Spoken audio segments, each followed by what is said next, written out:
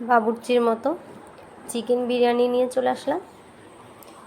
আসসালামু আলাইকুম, কেমন আছেন সবাই? আশা করি সবাই ভালো আছেন। আলহামদুলিল্লাহ আমি ভালো আছি। আর চিকেন বিরিয়ানি রান্না করার জন্য প্রথমে মাংসটা আমি রান্না করে নেব। সব ধরনের মশলা দিয়ে দেখতেছেন আমি মাংসটা রান্না করে নিচ্ছি। আর পেঁয়াজটা বেরেস্তা করে নেব। মাংস রান্না করার জন্য আমি মাংসটা ভিজে রাখছি আর পেঁয়াজটা বেরেস্তা করে রাখছি। এখন আমি মাংসটা রান্না করব। আর মাংসটা রান্না করার জন্য আমি চুলার মধ্যে মশলাটা করে নেব। আর মশলা করার জন্য প্রথমে পেঁয়াজটাকে ভালোভাবে ভেজে নিছি, আর তার সাথে আমি আদা বাটা আর রসুন বাটা দিয়ে ভালোভাবে একটু নাড়াচাড়া দিয়ে নিব। একটু আদা এবং রসুনের গন্ধটা যেন একটু চলে যায়, এই জন্য একটু ভাজা ভাজা করে নেব। আর এর সাথে একে একে করে সব মশলা মিশাবো। আর এখন আমি এটার মধ্যে মরিচের গুঁড়া দিব, কারণ হলুদের গুঁড়া দিব না। বিরিয়ানির মধ্যে হলুদের গুঁড়া দিলে খিচুড়ি হয়ে যাবে, তো হলুদের গুঁড়া অবশ্যই বিরিয়ানিতে দিবেন না, শুধু মরিচের গুঁড়া দিবেন কালারটা আসার জন্য। এরপর আমি লবণ দিয়ে তারপরে আমি বিরিয়ানির মশলাটা দিয়ে দিলাম। দেখেন কত সুন্দর গ্রেভি একটা মশলার কালার হয়েছে, দেখেই কত লোভনীয় এবং ভালো লাগতেছে। এরপর আমি ভাজি করা যে মাংসটা ছিল সেই মাংসটা দিয়ে দেব। আর মাংসটা দেওয়ার পরে মশলার সাথে ভালোভাবে মিশিয়ে দেব। আর মিশিয়ে দেওয়ার পরে এটাতে আমি পরিমাণ মতো পানি অ্যাড করে দেব।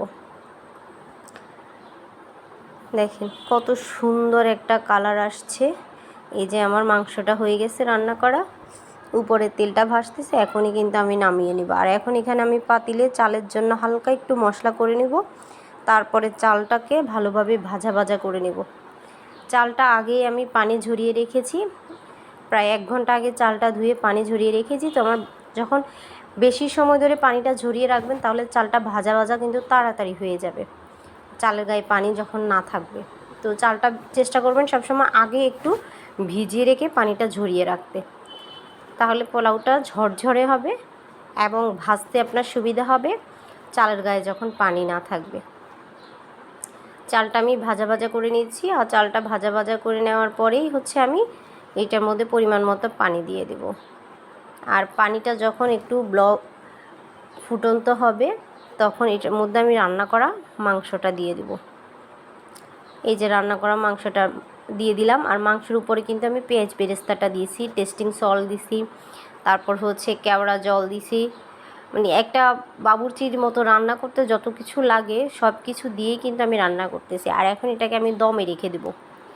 মাটির চুলার মধ্যে রান্না আর মজা। উপরে ঘি দিয়ে দিলাম। ঘি দেওয়ার পরেই আমি এটাকে দমে রেখে দেব। তো রান্নাটা কেমন হচ্ছে অবশ্যই কিন্তু কমেন্ট করে জানাতে ভুলবেন না।